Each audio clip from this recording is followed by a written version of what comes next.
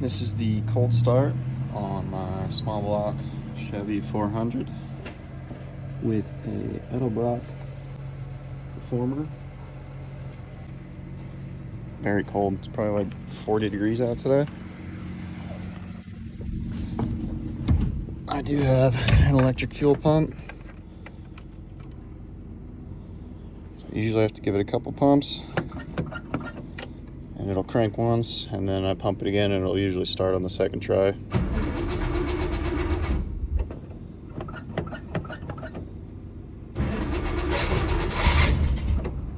Almost.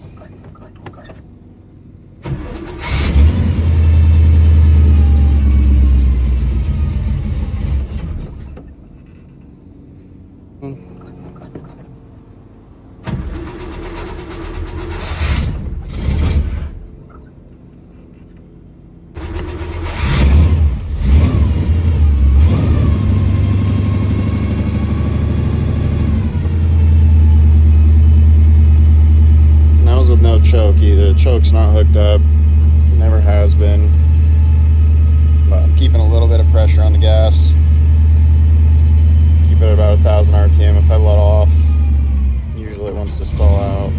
Give it a couple of pumps and then it usually wants to idle from there just fine. But I know there's room for improvement on that cold start. Something that's always kind of drove me crazy about this carburetor. And take it for a ride. I'll get some video footage of how it drives around town, what I think of it for street manners, and then we'll go ahead and get some other footage of it off-road, and then we'll compare it to a Quadrajet.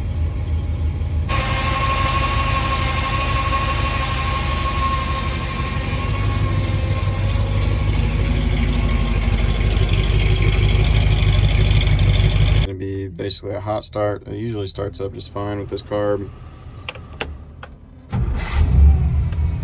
No problems. Starts right up. Idles right where it's supposed to. I think I have it set around 750. And we'll get some drivability videos as well. It idles fine when you come to a light. Doesn't drop anything like that.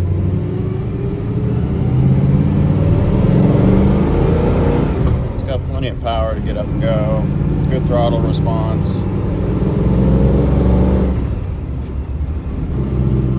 I've never really had any issues with driving it on the street, but my biggest complaint still seems to just be cold starts, which is common with carbs anyway. And then the off-road drivability. It's never really given what I've wanted off-road with it. And it's kind of made it always a fight and a struggle to off-road it. I forgot to mention, I guess, the fuel economy of driving it around town isn't too bad either. I mean, this thing's always super gas hungry anyway. And you put your foot in it, and it'll suck the gas gauge down pretty quick no matter what on this thing. But it's not the worst for a carburetor, I guess. It's better than some of the Hollies and stuff that I've driven, but a 2-barrel obviously would give you a little better fuel economy, I think. But in anything with a 6.6 liter in it and a carburetor is not going to get the best gas mileage. But I'm curious to see if the Quadrajet does any better. You'll see in these next couple clips I constantly struggle with trying to get the truck to restart on a hot start after it floods out at any kind of angle. I tried pretty much every kind of mod that you can think of for the Edlbrock Performer carbs. You can clog between the two float bowls to prevent anyone from spilling over at an angle. You can do spring-loaded needle and seat jets on them. There's a ton of different things about adjusting float height. I've tried everything, different needles, different metering rods, all of it, and I've never had very good success. I got the carb to work decent, but not very good. It's a great streetability carb, but the end result is it's not the best option for an off-road truck.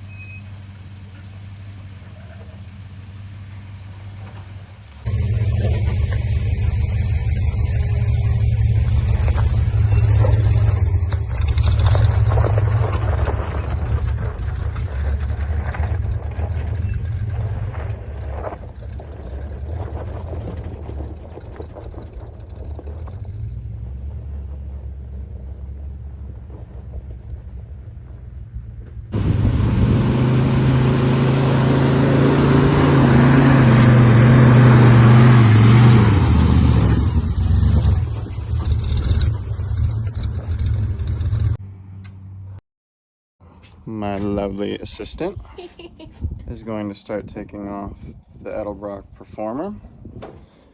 I'm going to have her start putting on the Rochester Quadrajet. So we gotta take the fuel lines off, take the vacuum lines off, and then there's throttle linkage, and then we should be able to just bolt this other one right on. Got it. Got it? Yeah. Want me to take it completely out? Yep. Take it all the way out. Got it.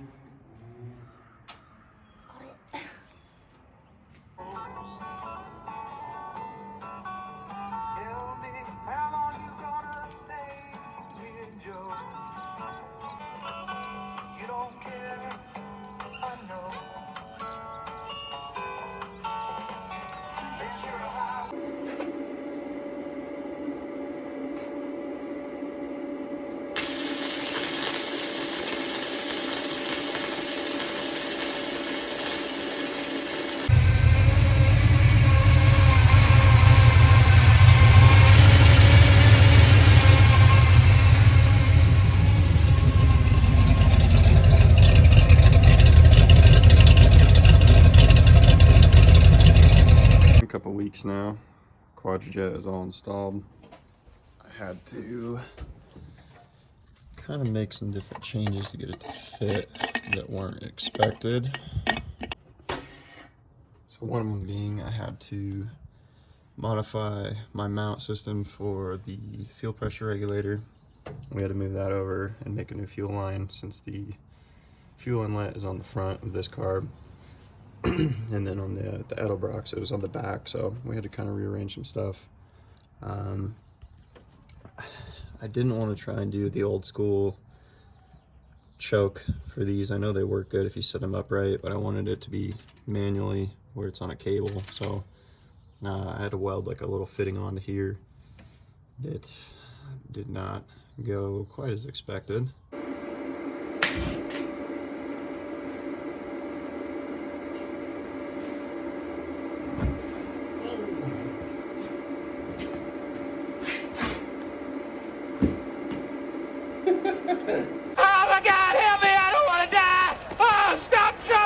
You're not on fire, Ricky Bobby! I'm on fire! You're not on fire! But that's on, it works now, so you can pull it. It'll activate your choke and the high idle circuit, which is nice. I've never had that to warm the car up quickly. And then at the same time, I went ahead and installed another part that I've had for a while, which is the manual throttle cable that goes to my shifter in this. That way when we need to idle it up on the trail, we go ahead and bump the idle up and then turn it back down when we don't need it.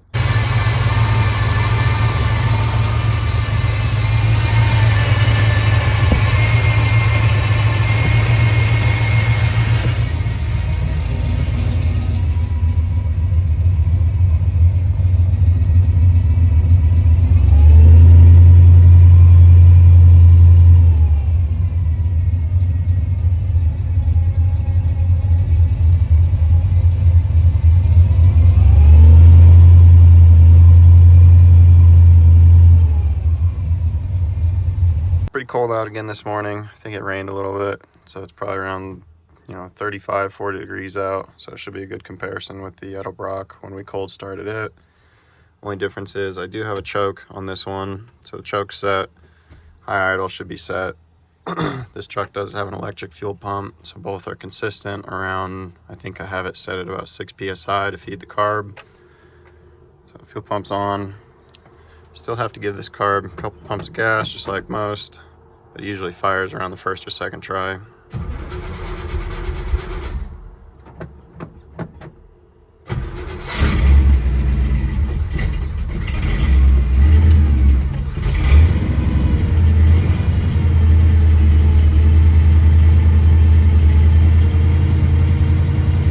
It's not too bad. Fires up pretty easy, and then as soon as you hit the gas once, turn the choke off, it'll drop the idle back down, so we're gonna let it warm up for a minute. That way you don't have to listen to this. It'll be pretty close to warmed up at this point, so we'll turn the choke off. Go ahead and hit it once.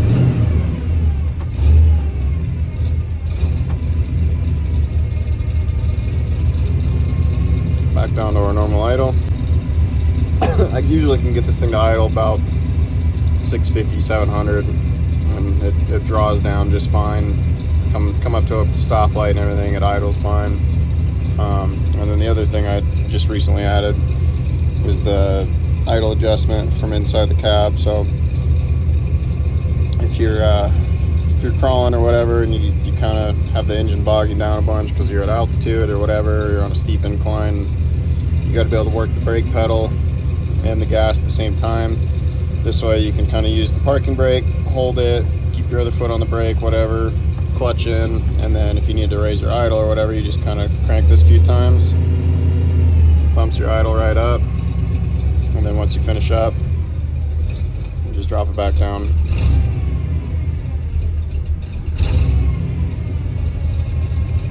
Still a little cold, so we might let it warm up just a little bit longer, and then we'll take it for a drive, but idle's getting a little bit closer to where it should be now, so you can probably hear it.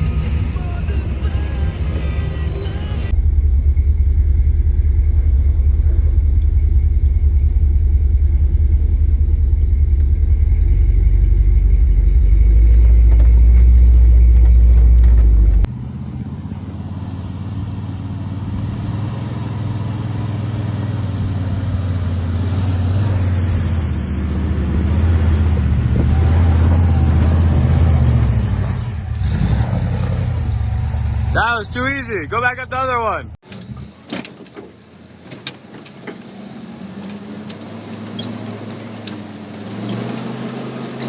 You can see in these last couple clips, the truck idles along great now.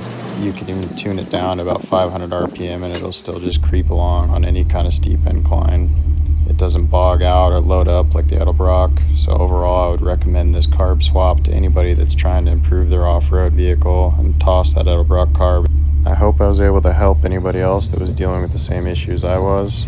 Like and subscribe, and I'll go ahead and come out with some more content on this truck and any future mods for it. Thanks for watching.